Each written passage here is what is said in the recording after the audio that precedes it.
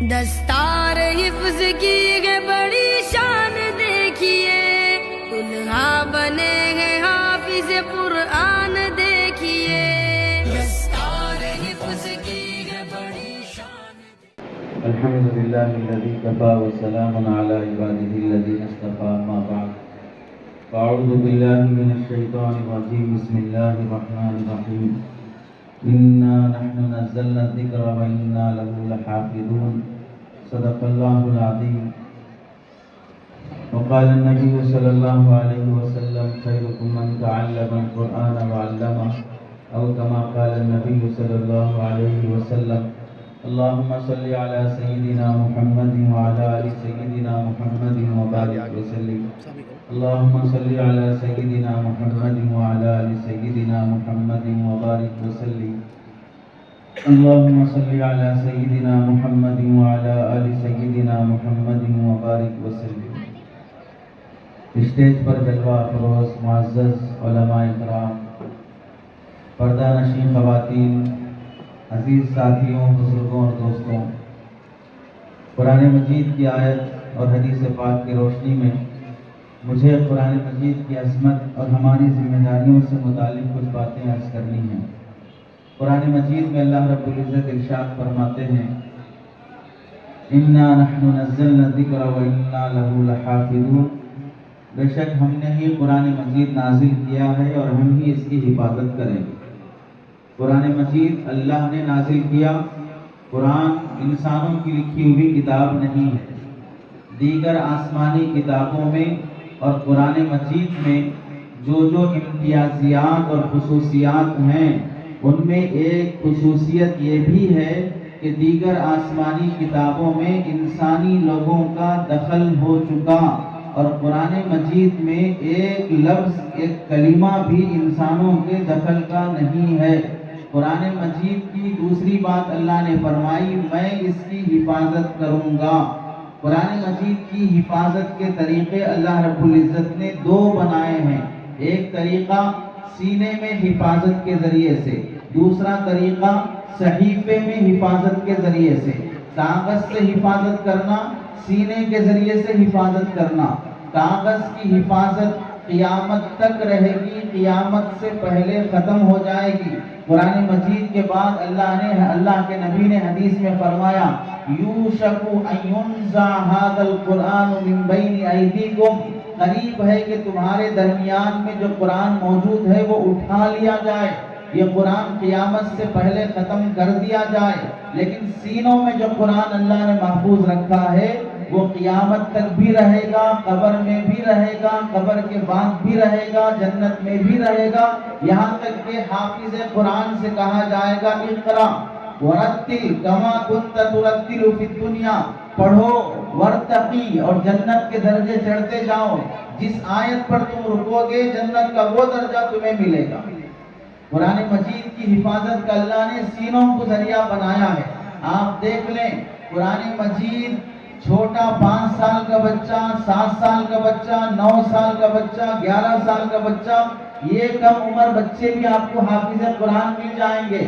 اللہ نے اپنے حفاظت کے لیے ایسا قدرتی نظام بنایا، 5 سال کے بچے کو باپ اپنی دکان کی چابی نہیں دیتا، 5 سال کے بچے کو ماں اپنے سونے زیورات کی الماری کی چابی نہیں دیتی، 5 سال کے بچے کی بات پر لوگ اعتماد اور بھروسہ نہیں کرتے۔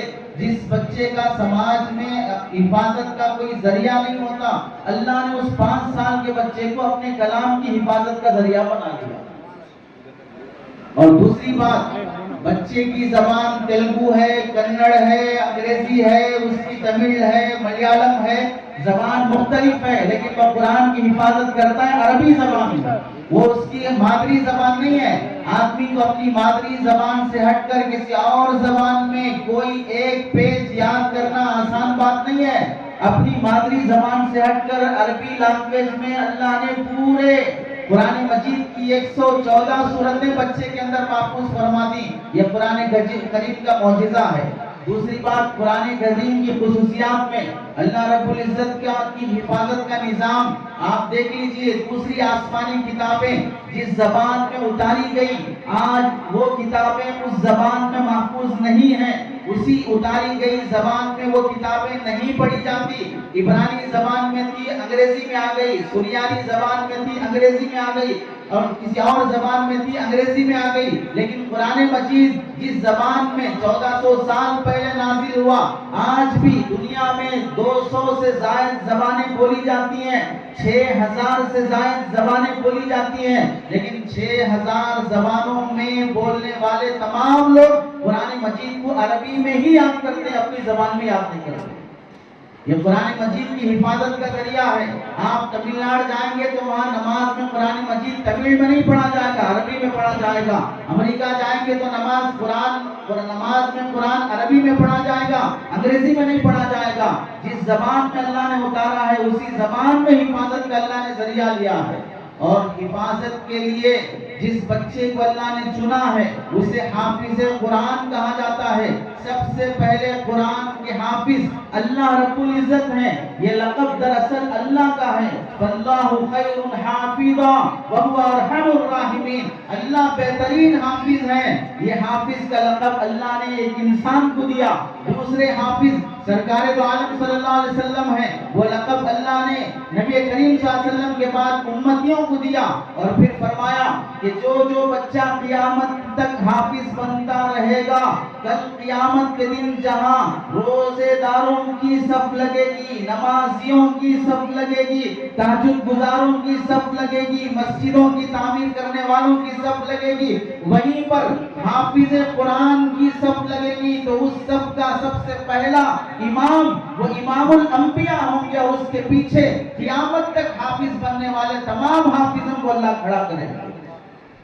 قرآن مجید کی حفظ کرنے والے حافظ قرآن کے سینے کو اللہ رب العزت نے نبی کریم صلی اللہ علیہ وسلم کے سینے کے مشابہ بنا دیا ہے. اور آپ یاد رکھیں, قرآن مجید وہ کتاب ہے جو دوسری آسمانی کتابوں میں جو باتیں من گھڑت شامل کر دی گئی, نبیوں پر تہمت لگا دی گئی, اللہ رب العزت نے اس قرآن کے ذریعے سے نبیوں کی بھی پاکی اور صفائی بیان کیا ہے. یہ وہ قرآن ہے جس میں اللہ نے مسلمانوں کو انسانی زندگی جینے کے لیے عبادات کا بھی حکم اس میں ہے, تجارت کی بھی تعلیمات ہے, سیاست کی بھی تعلیمات ہے, معاشرت کی بھی تعلیمات ہے. اس قرآن میں کسی انسان کو سنیاسی بننے کا حکم نہیں دیا گیا, دنیا چھوڑ کر بیوی بچے چھوڑ کر جنگل میں جینے کا حکم نہیں دیا گیا. اس قرآن مجید کے ذریعے سے انسان کو آئیڈیل بننے والا انسان بننے کی تمام تعلیمات رکھی گئی ہے. قرآن مجید کی حفاظت کی خاطر اللہ نے جن سینوں کو چنا ہے, جن بندوں کا اللہ نے انتخاب کیا ہے, آگے اللہ فرماتے ہیں وَلَقَدْ يَسَّرْنَا الْقُرْآنَ لِلذِّكْرِ فَهَلْ مِن مُدَّكِرٍ. ہم نے قرآن کو بہت آسان کیا ہے. تم میں سے ہے کوئی جو قرآن کو یاد کرنا چاہتا ہے, تم میں سے ہے کوئی جو قرآن کو سمجھنا چاہتا ہے. قرآن یاد کرنے کے لیے بھی آسان, سمجھنے کے لیے بھی آسان, نصیحت حاصل کرنے کے لیے بھی آسان, عمل کرنے کے لیے بھی آسان, اور اتنا آسان بنایا کہ جو بچہ 5 سال کا ہے اسے پورا قرآن اللہ یاد کرا رہے ہیں. حضرت امام محمد رحمت اللہ علیہ, امام ابو حنیفہ رحمت اللہ علیہ کے پاس فقہ پڑھنے کے لیے آئے. 14 سال سے بھی کم عمر کے تھے. امام ابو حنیفہ رحمت اللہ علیہ کے مدرسے کا معمول تھا کہ حافظ بننے کے بعد ہی حدیث پڑھایا جائے گا, حافظ بننے کے بعد ہی فقہ پڑھایا جائے گا. حفاظت قرآن, حفظ قرآن سے پہلے اسے عالم نہیں بنایا جائے گا, اسے حدیث نہیں بتائی جائے گی. امام محمد سے امام ابو حنیفہ نے فرمایا پہلے جا کے قرآن حفظ کر کے آؤ. امام محمد رحمت اللہ علیہ گئے, 1 ہفتے کے بعد واپس آئے اور کہنے لگے میں حافظ قرآن بن گئے. 1 ہفتے میں پورا قرآن مجید حفظ کر لیا. امام ابو حنیفہ نے امتحان لیا, امتحان میں پاس ہو گئے تو پھر امام ابو حنیفہ نے انہیں آگے فقہ پڑھنے کی اجازت دی. ولید بن مسلم بڑے محدث گزرے ہیں رحمت اللہ علیہ. ان کے پاس ایک شخص آئے کہ میں آپ سے حدیث پڑھنا چاہتا ہوں. انہوں نے کہا حدیث بعد میں پڑھائی جائے گی, پہلے قرآن پڑھایا جائے گا. پہلے تم حافظ بن کے آؤ, پھر تمہیں حدیث پڑھائی جائے گی. حافظ بن کے آئے, آنے کے بعد امتحان لیے اور امتحان میں وہ صفحہ پوچھا گیا جو حافظوں کو مشکل ہوتا ہے، یوصیکم اللہ فی اولادکم للذکر مثل حظ الانثیین، یہ صفحے کا امتحان لیا گیا، پاس ہو گئے تو پھر انہیں حدیث پڑھنے کے لیے بٹھایا گیا۔ مولا علی قاری رحمت اللہ علیہ لکھتے ہیں اسلاف کا یہ معمول تھا کہ پہلے قرآن پڑھایا جاتا، پھر دوسرے علوم پڑھائے جاتے، قرآن پر حدیث کو ترجیح، قرآن پر فقہ کو ترجیح نہیں دی جاتی تھی۔ ہمیں اس سے سبق لینا چاہیے۔ آج وہ زمانہ ہے قرآن پر انگریزوں کی زبان کو ترجیح دی جاتی ہے، قرآن پر عصری زبان کو ترجیح دی جاتی ہے۔ بچیوں کو اسکول، عیسائی مشنریز کالج اور عیسائی مشنریز اسکولز، وہاں پڑھا کر انجینئر بنانے کی فکر ہے، ڈاکٹر بنانے کی فکر ہے، دوسری ڈگریاں دلانے کی فکر ہے۔ اور اگر بچی کو قرآن کچھ پڑھنا پڑھانا بھی ہے تو کس لیے پڑھائے جاتے ہیں؟ بچی اب ڈگری کر لی ہے، شادی کے قابل ہو گئی ہے، رشتے آ رہے ہیں، رشتے والے یہ پوچھ رہے ہیں کہ بچی کو قرآن پڑھنا بھی آتا ہے، تو رشتہ لگنے کے لیے قرآن پڑھایا جا رہا ہے۔ 4 مہینے میں قرآن پڑھا دیں، 6 مہینے میں قرآن پڑھا دیں، کیونکہ ہماری بچی کو جلدی رشتے آنے والے ہیں، منگنی ہونے والی ہے۔ اور سالوں سال کٹس پہنا کر، بے حیائی کے لباس پہنا کر، جینس ٹی شرٹ پہنا کر، کو سسٹم میں لڑکے لڑکیوں کو ساتھ بٹھا کر، دوستیاں بڑھا کر، نامناسب تعلقات کو ہوا دے کر، ان کی مزاج کو، ان کی دلوں کو، سوچ کو برباد کر کے پھر آئیں گے قرآن مجید کے پاس کے چند صورتیں یاد دلانے جا کے رشتہ ہو جائے۔ شادی کے موقع پر لڑکی کو گولڈ کلر کے بکسے میں قرآن رکھ کے دے کر سر پر سے وار کرانا آتا ہے، لیکن وہ قرآن یاد دلانا یاد نہیں آتا ہے۔ حضرت عمر رضی اللہ عنہ فرماتے ہیں علموا نساءکم سورۃ النور و سورۃ النساء، اپنی عورتوں کو سورہ نور سکھاؤ، سورہ نساء سکھاؤ، جن میں عورتوں کے احکامات بیان کیے گئے ہیں۔ آج ہم نے قرآن مجید کو تعویذ گنڈوں کے لیے رکھ لیا ہے، قرآن مجید کو دم دوا کے لیے رکھ لیا ہے، قرآن مجید کو جنازے پر میتوں کے لیے رکھ لیا ہے، قرآن مجید کو دکانوں پر دوغرے بنانے کے لیے رکھ لیا ہے، قرآن مجید کو ہاتھ رکھ کر قسم کھانے کے لیے رکھ لیا ہے، قرآن مجید کو زندگی میں عمل کرنے کے لیے نہیں رکھا۔ جس قرآن کو اللہ نے زندوں کے لیے اتارا تھا، ان زندوں نے اس قرآن کو مردوں کے لیے بنا دیا ہے۔ جس قرآن کو اللہ نے زندے انسانوں کے لیے اتارا تھا، وہ قرآن زندوں نے قبرستان والوں کے لیے بنا دیا۔ حافظ قرآن کی توہین، یہ قرآن کی توہین ہے۔ حافظ قرآن کی تحقیر، یہ قرآن کی تحقیر ہے۔ قرآن سے جو چیز جڑ جاتی ہے اس کی عزت بڑھ جاتی ہے۔ آپ دیکھ لیں قرآن لانے والا فرشتہ حضرت جبرائیل علیہ السلام ہے، اللہ نے سارے فرشتوں کا سردار انہیں بنا دیا۔ قرآن جن پر نازل کیا گیا وہ محمد صلی اللہ علیہ وسلم ہے، سارے نبیوں کا امام اللہ نے انہیں بنا دیا۔ قرآن جس شہر میں نازل ہوا، مکہ مکرمہ مدینہ منورہ، دنیا کے تمام شہروں سے افضل شہروں کو اللہ نے بنا دیا۔ قرآن مجید جس مہینے میں نازل ہوا وہ مہینہ رمضان کا تھا، تو اللہ نے سارے مہینوں میں افضل بنا دیا۔ قرآن مجید جس کی گود میں، جس کے کندھوں پر ہونے کی حالت میں نازل ہوا، جس کے کندھوں پر اللہ کے نبی تھے، اس حالت میں قرآن اترا، وہ صدیق اکبر ابو بکر رضی اللہ عنہ کو اللہ نے صحابہ میں سب سے افضل بنا دیا۔ جس کی گود میں حضرت عائشہ رضی اللہ عنہ کی گود میں قرآن کی آیتیں اتری، حضرت عائشہ کو افضل النساء بنا دیا۔ قرآن مجید کے لیے آپ کے مارکیٹ سے کاغذ پرنٹ ہو کے آئے، ایک میں ہنومان کی تصویر چھپے، اسی پرنٹ والے ایک ہی کمپنی کے کاغذ میں دوسرے کاغذ میں قرآن مجید کی آیتیں چھپی، تو آپ بتائیے کسی میں انگریزی لکھا ہوا ہے، تیلگو لکھا ہوا ہے، اس میں جلیبی پکوڑا کھا کر پھینک دیں گے، لیکن جس کاغذ میں اگر قرآن پرنٹ ہو جائے اسے آنکھوں سے لگا لیا جاتا ہے، اسے چوما جاتا ہے۔ حضرت اکرمہ بن ابی جہل رضی اللہ عنہ، حضرت اکرمہ جب بھی قرآن پڑھنے کے لیے لیتے تو پہلے اسے بوسہ دیتے، آنکھوں سے لگاتے، پھر فرماتے ھذا کلام ربی و کتاب ربی، یہ میرے اللہ کا کلام ہے، یہ میرے اللہ کی کتاب ہے، اس کی عصمت ہم پر واجب ہے۔ قرآن سے کاغذ جڑ گیا، کاغذ کو چوما جاتا ہے، قرآن کو غلاف میں رکھا گیا، اس غلاف کی عظمت کی جاتی ہے۔ ایک ہی کمپنی کا کپڑا، اس سے آپ نے پیجامہ سلوایا، اسی کپڑے سے آپ نے قرآن کا غلاف سلوایا۔ قرآن کے غلاف کی جو عظمت ہوتی ہے وہ ہمارے لباس کی عظمت نہیں ہوتی۔ جو قرآن سے جڑ گیا اللہ نے اس کی عزت بڑھا دی، تو پھر جس کے سینے میں اللہ نے قرآن کو محفوظ کر دیا اس کی کتنی بڑی عزت ہوگی۔ قرآن کی حدیث میں آتا ہے، اللہ کے نبی علیہ السلام فرماتے ہیں، صحابہ نے پوچھا آپ جانتے ہو کہ اللہ والے کون ہیں؟ صحابہ نے فرمایا رسول اللہ آپ ہی بتائیں اللہ والے کون ہیں؟ اللہ کے نبی نے فرمایا اہل القرآن ہم اہل اللہ و خاصتہ، قرآن والے یہ اللہ والے ہوتے ہیں، قرآن والے یہ اللہ کے خاص بندے ہوتے ہیں۔ آپ نے فرمایا من اراد منکم ان یتحدث من ربہ فلیقرأ القرآن، جو چاہتا ہے کہ اپنے اللہ سے باتیں کرے اسے چاہیے کہ قرآن کی تلاوت کرے۔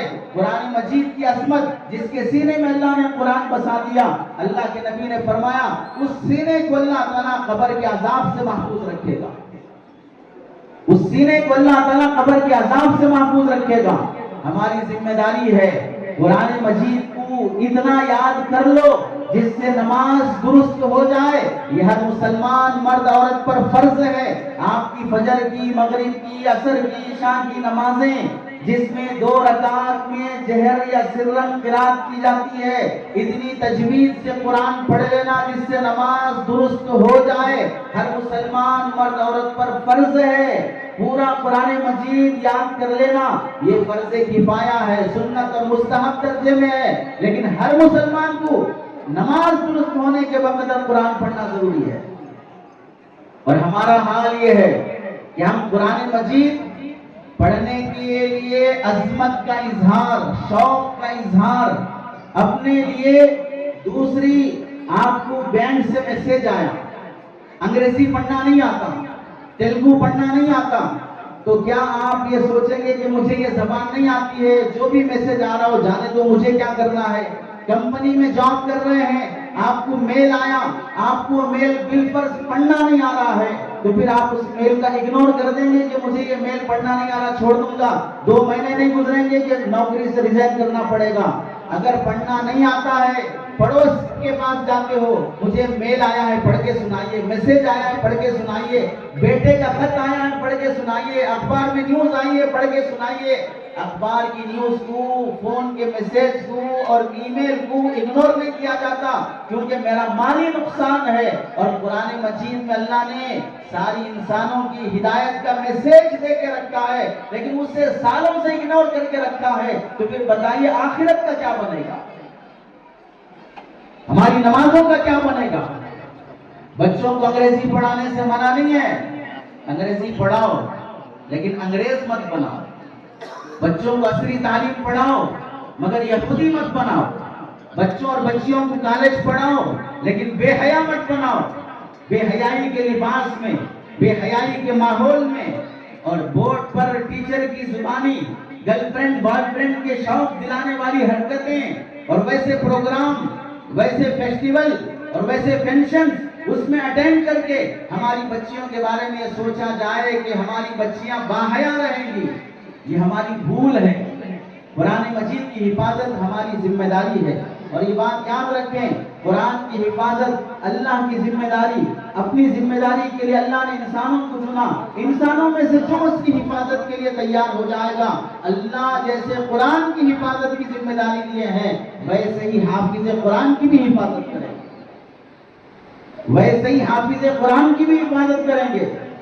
آپ دیکھ لیں پہلے زمانے میں فون کے ذریعے سے میسج کرنا، فون کرنا نہیں تھا، حکومت کا بھی کوئی حکم سینٹرل گورنمنٹ سے لے کر نیچے تک پہنچانا ہوتا، ایک آدمی کو گھوڑے پر بٹھا کر اس کے ہاتھ میں خط دے کر نیچے کے لوگوں کو پہنچانا ہوتا، تو پھر اس پوسٹ مین کی بھی عظمت بڑھ جاتی ہے کہ یہ خط جو پہنچایا جا رہا ہے وہ اللہ کا خط ہے، یعنی ان کے نظر میں جو سرکار ہے، جو حکومت ہے، وہ سب سے بڑی عظیم چیز ہے، اس کا میسج پہنچایا جا رہا ہے تو اس کی بھی حفاظت کی جاتی ہے۔ آپ دیکھ لیجئے، حکومت کا کوئی بندہ ہے، پولیس پر جب وہ وردی پہنا ہوا ہو کوئی ہاتھ نہیں اٹھا سکتا، ہاتھ نہیں اٹھا سکتا۔ سول ڈریس میں ہو تو پھر آپ ڈیفنس کر سکتے ہیں، کیوں؟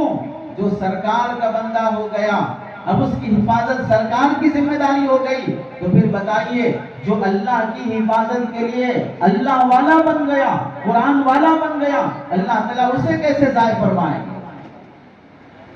آج تک 1400 سال سے قرآن مجید بڑی حفاظت کے ساتھ ہم تک پہنچا ہے۔ وہ ہمارے اسلاف کی اپنے اپنے بچوں کو تعلیم دیتے رہنے کے ذریعے سے قرآن پہنچا ہے۔ آپ کو یاد ہوگا جب رشیا میں یا برطانیہ میں قرآن مجید کی توہین کی گئی تھی تو پھر فلسطین کے ایک مرد مجاہد نے قسم کھائی تھی، قرآن مجید کی توہین کے بدلے میں اپنے رشتہ دار اور خاندان کے 100 بچوں کو حافظ بناؤں گا، اور اس نے 100 بچوں کو حافظ بنایا۔ اس میں سے 14 سال کا بچہ جو 40ویں نمبر پر حافظ بنا تھا، اس فلسطین کے حالات میں اس کی شہادت ہوئی ہے۔ انہوں نے اپنے بچوں کے دلوں میں قرآن کی ایسی حفاظت اور عظمت بٹھائی، بم برسنے سے سارا ملبہ گر گیا، اور بچے جب اس ملبے میں اپنے گھر کے سامان کو چننے کے لیے داخل ہوتے ہیں تو ایک معصوم بچہ سب سے پہلے قرآن مجید اٹھا کر سینے سے لگاتا ہے۔ گھر کے سونے زیورات کو بعد میں چنا جائے گا، سب سے پہلے اللہ کے کلام کو چن کر سینے سے لگایا جائے گا۔ قرآن مجید کی عظمت و محبت جس کے دل میں ہوتی ہے، اللہ کے نبی نے فرمایا، ایک صحابی سورہ اخلاص قل هو اللہ احد کی صورت سے محبت کرتے ہیں، ہر نماز میں ہر رکعت میں سورہ اخلاص پڑھتے ہیں۔ اللہ کے نبی کو معلوم ہوا تو آپ نے ان سے فرمایا، کیا کہا؟ تمہارا سورہ اخلاص سے محبت کرنا یدخلک الجنہ، تمہیں یہ سورہ اخلاص جنت میں داخل کرا دے گا۔ ایک سورہ سے محبت جنت میں داخلے کا ذریعہ ہے، پورے قرآن سے محبت جنت میں داخلے کا ذریعہ کیسے نہیں بنے گا؟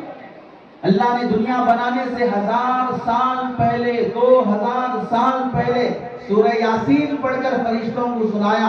فرشتوں نے جب سورہ یاسین اللہ کی زبانی سنی تو ان فرشتوں نے کہا، طوبی لاجواف تحمل ھذا، مبارک ہیں وہ سینے جو اس کلام کو محفوظ کرنے کے لیے چنے جاتے ہیں، مبارک ہیں وہ سینے جو اس کلام کی حفاظت کے لیے چنے جاتے ہیں۔ تو قرآن کی حفاظت ہم تمام مسلمانوں کی ذمہ داری ہے۔ حفاظت کے لیے ہی یہ مدارس قائم کیے جاتے ہیں، حفاظت کے لیے ہی یہ حفاظ اور علماء بنائے جاتے ہیں۔ اب دیکھ لیں ماضی سے لے کر اب تک جن لوگوں نے قرآن مجید یاد کیا ہے اس کی حفاظت کیسی کی ہے۔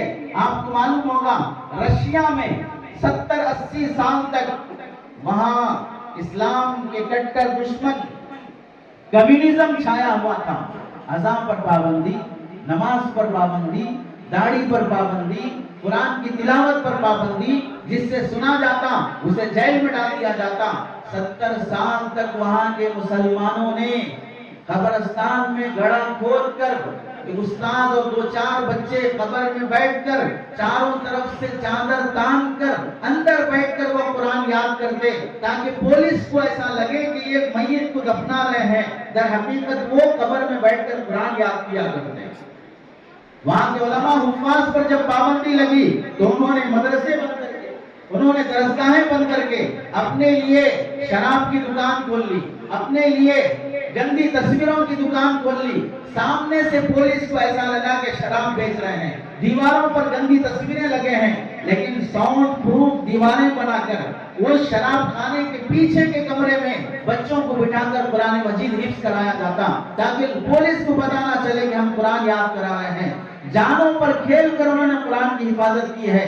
ترکی جو آج سپر پاور بن رہا ہے، ایک باپ اپنے بیٹے کی آنکھوں پہ پٹی باندھ کر اسے گدھے پر خچر پر بٹھا کر شہر کے باہر جنگل میں لے جا کر غار میں بٹھا کر قرآن یاد دلاتا ہے، کتابیں پڑھاتا ہے، پھر پٹی باندھ کر لاتا ہے۔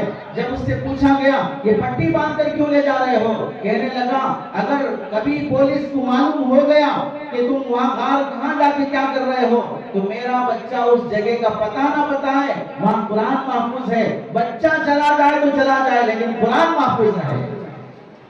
اس لیے میں پٹی باندھ کر بچے کو لے جاتا ہوں، ہل چلانے کی نیت سے کھیت میں چلے جاتے اور بچوں کو ساتھ رکھ لیتے، ہل چلاتے چلاتے بچوں کو حافظ قرآن بناتے۔ قرآن دیکھا نہیں بچہ، لیکن استاذ کی زبانی قرآن سنتے سنتے قرآن کا حافظ بن گیا۔ ٹیلر شاپ کھول لیا عالم دین، میں وہ ٹیلرنگ سینٹر کھول لیا، میکینک شاپ کھول لیا اور بچوں کو رکھ لیا۔ لوگوں کو لگے کہ یہ کپڑے سلانا سکھا رہے ہیں، لیکن حقیقت میں وہ حافظ قرآن بنا رہے تھے۔ ایسے مجاہدوں کے ساتھ قرآن مجید کی حفاظت کی گئی، ایسے مجاہدوں کے ساتھ قرآن مجید ہم تک پہنچایا گیا۔ اور آپ دیکھیں حضرت امام ابو حنیفہ رحمۃ اللہ علیہ بڑے فقیہ ہیں، انٹرنیشنل بزنس مین ہیں، کروڑوں کی پراپرٹی ہے۔ امام ابو حنیفہ رحمۃ اللہ علیہ جہاں تجارت کو بھی اپنی زندگی کا سامان بنایا، وہاں فقہ اور شریعت کو بھی اپنی زندگی اور آخرت کا سامان بنایا، اور اپنی زندگی میں 7,000 قرآن مجید کی تلاوت فرمائی۔ 7,000 قرآن مجید معمولی بات ہے؟ کتنا بڑا بزنس مین ہے، کتنا بڑا فقیہ ہے۔ اس میں تاجروں کے لیے بھی سبق ہے کہ ہم تجارت کی مصروفیت سے قرآن نہیں پڑھ سکتے۔ تم ابو حنیفہ سے پڑھ کر تو تاجر نہیں بنے، اس میں علماء کے لیے بھی سبق ہے۔ ابو حنیفہ سے پڑھ کر تم فقیہ نہیں بن سکتے، جب وہ اپنی زندگی میں 7,000 قرآن ختم کر سکتے ہیں تو ہمیں کیا ہوا کہ ہم اپنی زندگی میں 100 قرآن بھی نہیں پڑھ سکتے۔ آپ دیکھیں ابو بکر بن عیاش رحمۃ اللہ علیہ جب آخری عمر میں سکرات کے عالم میں تھے، بیٹا بھی موجود تھا، بہن بھی موجود تھی، انتقال اور سکرات کا عالم دیکھ کر بیٹی بہن رونے لگے تو انہوں نے اپنی بیٹی بہن سے کہا بیٹی رونا نہیں، مجھے اللہ سے امید ہے کہ اللہ میری بخشش کر دے گا۔ اور اپنے بیٹے سے کہنے لگے بیٹا سنو، میرے اس کمرے میں نے 24,000 قرآن مجید ختم کیے ہیں، تجھے اللہ کا واسطہ کبھی اس کمرے میں گناہ نہ کرنا۔ میں نے 24,000 قرآن مجید اس کمرے میں ختم کیے ہیں، اور 24,000 قرآن مجید کو ان کی زندگی پر تقسیم کیا جائے گا تو پھر سال میں 325 قرآن ہوتے ہیں۔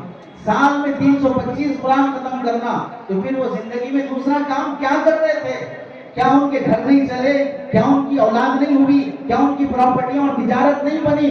اصل مسئلہ یہ ہے ہم جتنا بزی ہونے کا دعویٰ کرتے ہیں اتنے ہی فالتو ہیں، جتنا مصروف ہونے کا دعویٰ کرتے ہیں اتنے ہی فالتو ہیں، بیکار اور فالتو ٹائم ضائع کرتے ہیں۔ موبائل کو جتنا ٹائم دینے ہیں تیار ہیں اتنا ٹائم ہم قرآن کو دینے تیار نہیں ہیں، انٹرنیٹ کو جتنا ٹائم دینے تیار ہیں اتنا ٹائم اپنی اولاد کو دینے تیار نہیں ہیں، میڈیا اور یوٹیوب کو جتنا ٹائم دینے تیار ہیں اتنا ٹائم ہم نمازوں اور مسجدوں کو دینے تیار نہیں ہیں۔ قرآن مجید کی حفاظت کا شوق صرف علماء میں نہیں تھا، حکمران اور بادشاہوں میں بھی تھا۔ بادشاہ اپنی اولاد کو حاکم اور شہزادہ بنانے سے پہلے وہ قرآن یاد دلاتا تھا، وہ حفظ کرواتے تھے۔ بادشاہوں کا شوق بھی علمی شوق رہتا تھا۔ خلیفہ مہدی اموی بادشاہ بنو امیہ کا، اس نے اپنے بیٹے ابراہیم کو حافظ بننے کے لیے چھوڑا، اور استاذ نے اس بچے کو سورۃ البلد یاد کرا دیا۔ بادشاہ کی اتنی خوشی ہوئی کہ میرا بیٹا سورہ بلد حفظ کر لیا ہے۔ سارے لوگوں کو جمع کر کے جلسہ کیا، اور جلسہ کرنے کے بعد 400 غلاموں کو آزاد کیا کہ میرا بیٹا ایک سورہ حفظ کر لیا۔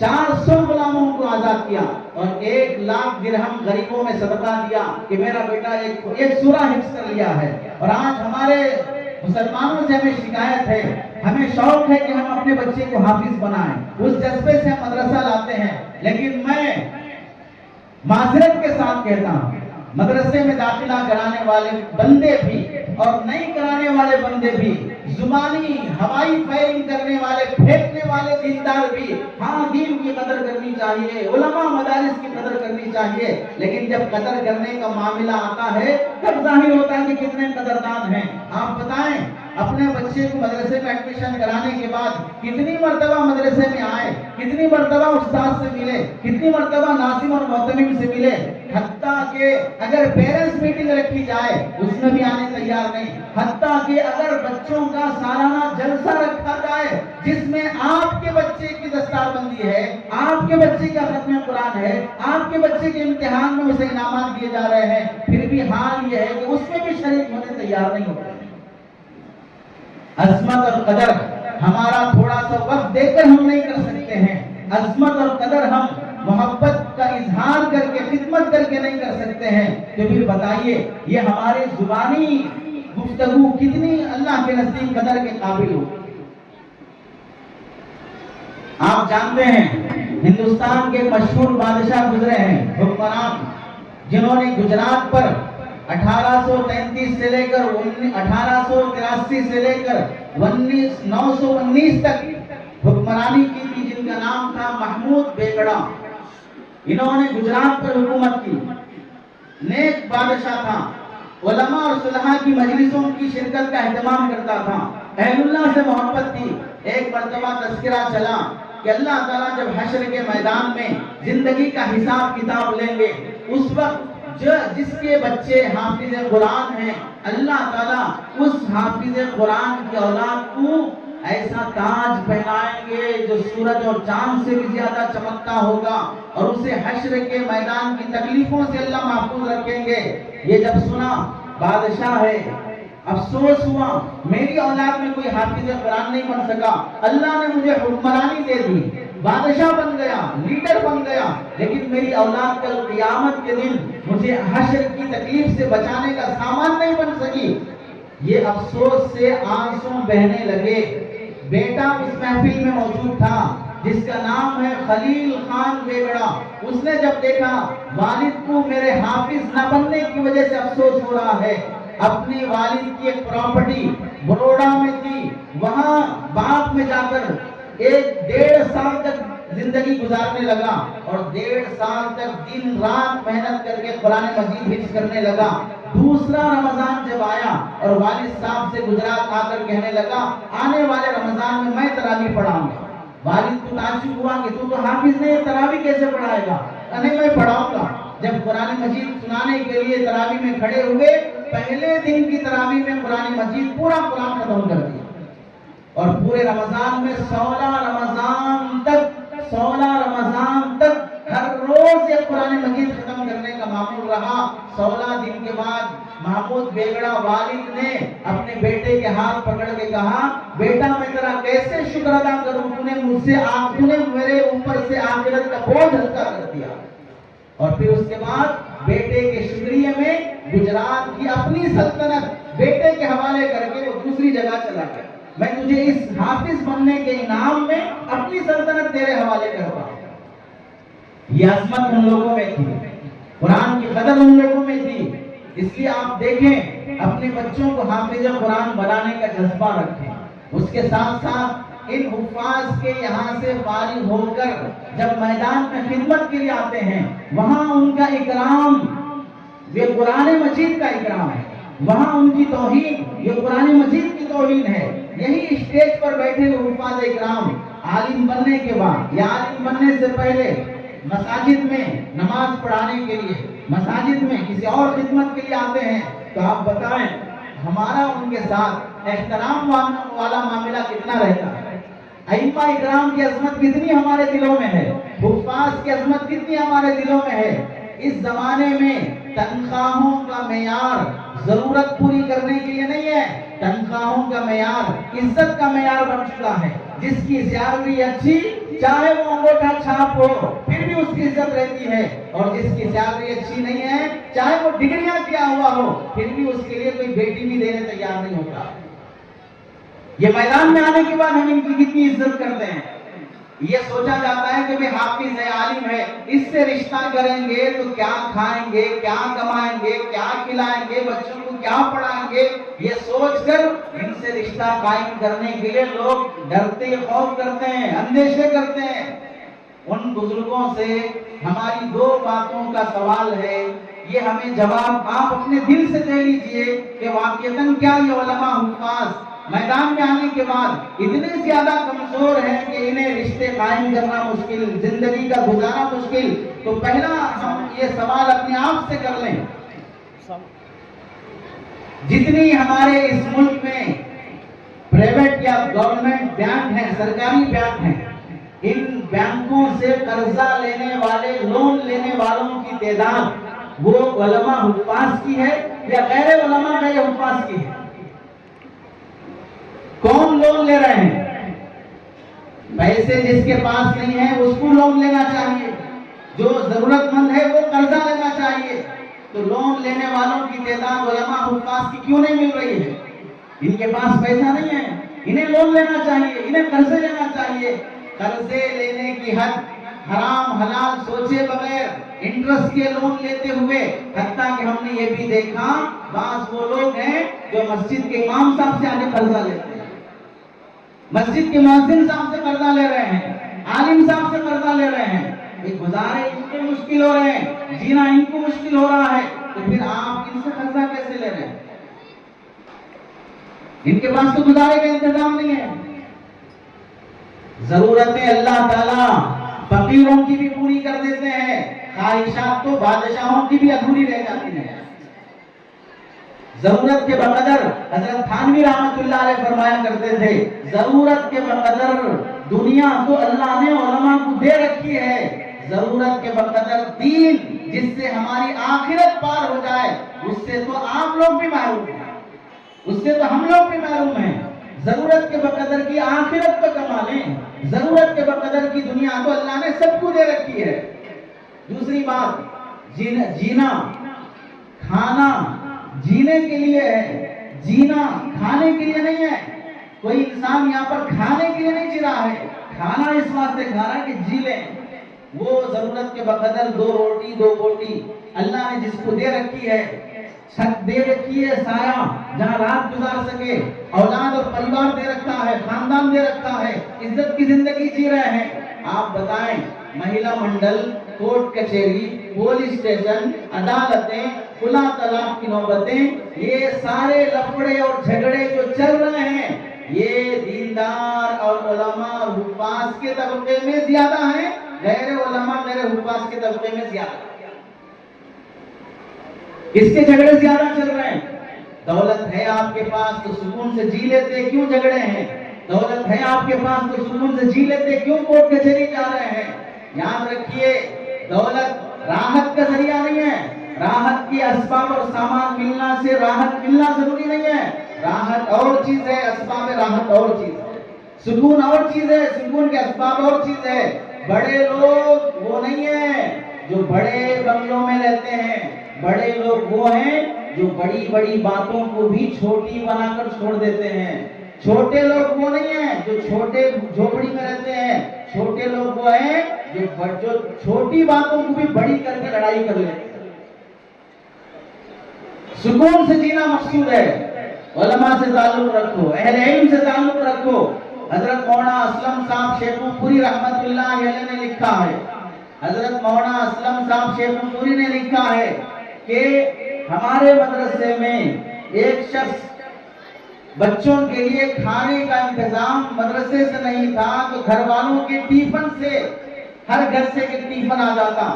تمل ناڈو میں ادارہ ایسا بھی بعض بزرگوں نے سنایا جہاں 400 بچے پڑھتے ہیں اور 400 بچوں کا کھانا گاؤں سے آتا ہے، ہر بچے کا 2 بچوں کا 3 بچوں کا کھانا گھر میں متعین ہے، مدرسے میں مطلب نہیں ہے۔ 2 ٹیفن رہیں گے، رکشہ جائے گا، ایک ٹیفن رکھے گا، دوسرا ٹیفن لا لے گا، ہر ٹیفن پر بچے کا نام رہتا ہے۔ گھر والے ذمہ داری لیتے ہیں کہ ہم اپنی طرف سے 2 بچوں کا حافظ بنائیں گے، 4 بچوں کا حافظ بنائیں گے، اس گھر سے 4 ٹیفن مدرسے کو آئیں گے۔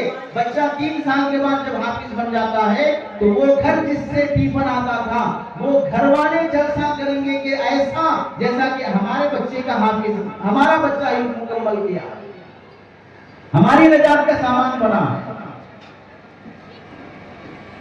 حضرت مولانا شیخ اسلم صاحب شیخ پوری رحمت اللہ علیہ نے سنایا کہ وہ ٹیفن لانے والا بندہ بچوں کو ٹیفن لا رہا، اس سے مذاقن بچوں نے کہا، مذاقن اس لانے والے کا نام انہوں نے بیل رکھ دیا۔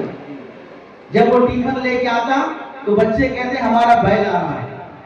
جب اس کو پتا چلا میں بچوں کی خدمت کر رہا ہوں اور وہ ہمیں بیل رکھ رہے ہیں اور وہ مذاقن بچے ہیں، بچے بچے ہی ہوتے ہیں۔ حضرت امام شافعی رحمت اللہ علیہ سبق پڑھانے کے لیے بیٹھے، بعد میں چڑیا آ کر بیٹھی، اپنی ٹوپی نکال کر چڑیا پہ رکھ دیا، لوگوں نے دیکھا اتنا بڑا فقیہ اور محدث لیکن چڑیا سے کھیل رہا ہے. امام شافعی رحمۃ اللہ علیہ نے فرمایا الصبی صبی ولو کان ابن نبی، بچہ بچہ ہی ہوتا ہے چاہے وہ نبی کا بچہ ہی کیوں نہ ہو. شکایت کالج اور اسکول کے بچوں سے بھی ہوتی ہے، کوتاہیاں ان بچوں سے بھی ہوتی ہے. تو یہی بات ہے کہ اگر ہمارا بچہ رویا تو دل میں درد ہوگا، پڑوس کا بچہ رویا تو سر میں درد ہوگا. ہم چونکہ اسکول اور کالج کے بچوں کے عادی ہیں، وہ اگر شرارت کرے تو چلے گا، مدرسے کے بچے شرارت کریں گے تو نہیں چلے گا. اب اسے جب مذاقاً وہ کہہ دیا گیا تو تھوڑی سی تکلیف ہوئی، تو اس نے کہا کہ میں اس کی خدمت کر رہا ہوں، وہی مجھے ٹھیس پہنچا رہے ہیں، آئندہ سے ٹیفن وصول نہیں کروں گا، نہیں پہنچاؤں گا ان کا ٹیفن. ایک دو دن گزر گئے، اس نے خواب میں دیکھا حشر کا میدان برپا ہے، پلسرات پر سے بچے گزر رہے ہیں، یہ کنارے کھڑے ہوئے دیکھ رہا ہے گزرنے والوں کو. اس نے دیکھا کہ بچے جو گزر رہے تھے انہوں نے پیچھے پلٹ کر دیکھا کہ یہ شخص وہیں کھڑا ہوا ہے، نہیں گزر پا رہا ہے. تو دو چار بچے دوڑتے ہوئے آئے اور کہنے لگے ارے ہمارا بیل تو پیچھے رہ گیا، چلو اسے لے کے آتے ہیں. اتنا دیکھا نیند سے بیدار ہو گیا. اسے احساس ہوا کہ یہ جو قرآن پڑھ رہے ہیں یہ تو پار ہو رہے ہیں اور میں کھڑا رہ گیا، یہ میرے پار کرانے کا ذریعہ ہے، یہ مجھے پار لگانے کا ذریعہ ہے. صبح ہونے کے بعد آیا، توبہ کرنے لگا، جو بھی کہو لیکن مجھے اپنے ساتھ رکھ لو، میں تمہاری خدمت کروں گا. اور دیکھو روزی روٹی زیادہ ملنے کا مطلب نوٹ ملنا نہیں ہے. یہ تو نوٹ ویسے ہیں جیسے صاحب کپڑے بدلتے ہیں ویسے کلر والے کپڑے نوٹ چھاپیں گے، یہ آج بند ہوں گے کل کھل جائیں گے. روزی روٹی ایسے بھی ہوتی ہے کہ اللہ تعالیٰ لمبی عمر دے دیتے ہیں، یہ بھی روزی کا حصہ ہے. اللہ عزت دے دیتے ہیں، یہ بھی روزی کا حصہ ہے. اللہ بہترین پریوار دے دیتے ہیں، یہ بھی روزی کا حصہ ہے. 2 لاکھ روپے کما کر اپنے بچے کی ہدایت کے لیے مسجد کے مؤذن صاحب کے پاس آ کر دعا مانگ رہا ہے، دعا کر دے میرے بچے کو ہدایت مل جائے. یہ 10,000 روپے کما کر 400 لوگوں کی ہدایت کا ذریعہ بنا ہوا ہے. اصل یہ ہے بیل بھینس گھاس کھاتی کتنا ہے، دودھ دیتی کتنا ہے، یہ دیکھ لیں. گھاس کھا رہی زیادہ لیکن دودھ دے رہی کم، تو پھر اس بھینس کو کوئی پالنا نہیں چاہتا. ہم بھی دیکھ لیں ہم اللہ کی روزی کھاتے کتنا ہے اور اللہ کے بندوں کے لیے نافع کتنا بنے ہوئے ہیں. ہماری اولاد، ہماری نسل، ہمارے خاندان کی بھی حفاظت دین کی نہیں ہو پا رہی ہے، مرتد ہو رہے ہیں، ملحد ہو رہے ہیں. اور یہ حافظ، یہ مولانا جس علاقے میں چلے گئے اس علاقے میں عیسائیت نہیں آ رہی ہے، قادیانیت نہیں آ رہی ہے. جس علاقے میں ایک بندہ رہ گیا زندہ جاگتا ہوا، کئی فتنوں کے لیے سدباب بن گیا. یہ ان سے ہونے والی نافعیت کو دیکھ. یہ ملک اسپین بن سکتا تھا، یہ ملک عیسائیوں اور غیروں کا ملک بن سکتا تھا. ایسے حالات ان پر آئے، لیکن آج بھی اس ملک میں مساجد، مدارس، علماء، مسلمان، اسلام زندہ ہیں. تو اس کی وجوہات میں سے ایک واحد وجہ ان علماء کی محنتیں ہیں، ان مدارس کی محنتیں ہیں جس سے دین اور اسلام زندہ ہے. آپ یاد رکھیں سماج کا بگاڑ، سماج کی ضرورتوں کا انتظام، سماج کی خدمت کرنے والوں کا انتظام. پرائم منسٹر بن گئے، ایم ایل اے بن گئے، کارپوریٹر بن گئے، کیا وہ بائک چلا کر، ریپیڈو چلا کر، کوئی اور ٹیکسی چلا کر اپنے گھر کا گزارا کرتے ہیں؟ سماج سیوا میں لگے ہوئے لوگوں کی خدمت سماج پر ہوتی ہے. سماج سیوا میں لگے ہوئے لوگوں کی خدمت سماج پر ہوتی ہے. وزیر اعظم بن گئے، کیا کام ہے؟ روڈ ڈال رہے ہیں، روڈ پہ چل کر خود روڈ ڈال رہے ہیں، خود جھاڑو مار رہے ہیں، خود کوئی بلڈنگ بنا رہے ہیں. صرف سائن کرنا ہے، صرف آرڈر دینا ہے، تو بھی لاکھوں روپے کی فیسلٹیز دی جائے گی کیونکہ آپ سماج سیوا میں لگے ہوئے ہیں. اور وہ لاکھوں روپے کہاں سے دیے جائیں گے؟ ہم سب کے، آپ سب کے انکم ٹیکس سے دیے جائیں گے. انکم ٹیکس کا ہی دوسرا نام ہے چندہ. انکم ٹیکس کا دوسرا نام ہی ہے چندہ.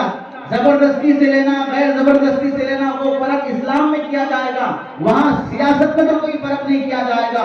چندے سے حکمرانوں کے گھر چلتے ہیں، چندے سے اہل مدارس کے گھر چلتے ہیں، تو پھر کیوں اعتراض ہے؟ ہمیں خدمت ہمارا مال جن اللہ کے نیک بندوں پر لگ جائے یہ ہمارے لیے سعادت کی بات ہے. ہم ان مدارس سے تعلق رکھ لیں یہ ہمارے لیے سعادت کی بات ہے. اس لیے بزرگوں پہلی چیز قرآن مجید کی عظمت، دوسری چیز حافظ قرآن کی عظمت، تیسری چیز جہاں اس قرآن کی حفاظت کے انتظامات جس ادارے میں کیے جا رہے ہیں ان اداروں کی عظمت، وہاں پڑھانے والے اساتذہ مدرسین کی عظمت، ان کی خدمت اور قدردانی. اور جب پڑھ کر یہ میدان میں آئیں تو پھر میدان میں آنے کے بعد ان کے ساتھ جو سلوک ہونا چاہیے. آج حافظ بنانے کا شوق بھی ہے عوام میں، آپ حضرات میں، ہم لوگوں میں، لیکن حافظ بنانے کے بعد عالم بنانے کا شوق نہیں ہے. یہ بھی بہت غور کرنے کی بات ہے. 98% لوگ ویسے بھی اسکول اور کالج جا رہے ہیں، 2% بچے مدرسہ آ رہے ہیں، 2% میں سے 1% میدان میں خدمت کے قابل بن رہے ہیں، اور وہ بھی مختلف میدانوں میں بھی ابھی بھی قحط سالی موجود ہے. ان میں سے بھی اگر ایسا کیا جائے گا تو 2% میں سے آنے والے 1% کو بھی دوسرے راستے میں کھینچ کر کہ آپ حافظ عالم تو بن گئے لیکن گزارا کیسے کریں گے، اس لیے آپ ٹیلر بن جائیے، آپ میکینک بن جائیے، آپ کچھ اور بن جائیے تاکہ آپ کے گزارا صحیح ہو سکے. یہ اس کی مثال ایسے ہی ہے جیسے آپ ڈاکٹر سے مشورہ، ڈاکٹر کے مشورہ دیں، آپ ڈاکٹر تو بن گئے لیکن آپ فری ٹریٹمنٹ کر کے اپنے گزارے کے لیے آپ میکینک بن جائیں. بیمارداری یا بیماری کا علاج کرنا بھی بہت بڑی خدمت ہے. لائر سے کہیں کہ آپ کیسز فری میں لڑیں اور اپنے گزارے کے لیے آپ کچھ اور کر لیں. ٹیچر اور پروفیسر سے کہیں کہ آپ فری میں ٹیچنگ کریں، گزارے کے لیے کچھ اور کر لیں. جو جس پیشے میں لگا ہوا ہے اسی پیشے کو وہ ذریعہ معاش بناتا ہے. اور دین کی خدمت میں لگے ہوئے لوگ خدمت دین میں اس واسطے نہیں لگتے کہ اسے ذریعہ معاش بنانا ہے، لیکن خدمت دین کے ذریعے سے اللہ تعالیٰ ذریعہ معاش بھی پوری کر دیتے ہیں. اب قوم کی ذمہ داری ہے کہ انہیں اس خدمت میں رکھ کر ان کی معاشی ضروریات پوری کرنا. یہ قوم کی ذمہ داری بنتی ہے. جس سماج میں اگر اس کی عزت اور مطالبات کم ہوتے جائیں گے تو پھر سمجھ لیجئے یہ قحط سالی اور بڑھتی جائے گی. اور آخری بات بہت ادب سے درخواست ہے، جس طرح ہم مسجد کے مسلمان ہیں ویسے ہی ہم مارکیٹ کے مسلمان بننے کی کوشش کریں. مسجد کا مسلمان مسجد میں اتنے سجدے کیا کہ پیشانی پہ گڈھا پڑ گیا. مسجد کا مسلمان توبہ بھی کر رہا ہے، مسجد کا مسلمان آنسو بھی بہا رہا ہے، لیکن مارکیٹ کا مسلمان جسے دیکھ کر یہودی، عیسائی، دوسرے مذہب کے لوگ اسلام کو سمجھنا چاہتے ہیں، وہ اسلام سمجھنے کے لیے قرآن نہیں پڑھے، اسلام سمجھنے کے لیے سیرت نہیں پڑھی، بخاری شریف نہیں پڑھی، وہ اسلام کو مسلمان سے سمجھنا چاہتے ہیں. اور مارکیٹ کا مسلمان اسلام کی نمائندگی کرنے کا قابل نہیں بن رہا ہے، جس کی وجہ سے اسلام سے نفرت پیدا ہو رہی ہے، مسلمان سے نفرت پیدا ہو رہی ہے. مسجد کا مسلمان مارکیٹ کا بھی مسلمان بن جائے. مسجدوں میں کوئی اسلام سمجھنے نہیں آتا، مدرسوں میں کوئی اسلام سمجھنے نہیں آتا، وہ مارکیٹ میں چلنے والے مسلمان کو دیکھ کر اسلام سمجھنا چاہتا ہے. ہماری ذمہ داری ہے کہ ہم مارکیٹ کے مسلمان بنیں تاکہ غیروں سے نفرت ختم ہو، وہ اسلام کی طرف راغب ہو. اللہ سے دعا ہے کہ اللہ تعالی عمل کی توفیق نصیب فرمائے. آمین. وآخر دعوانا الحمدللہ رب العالمین.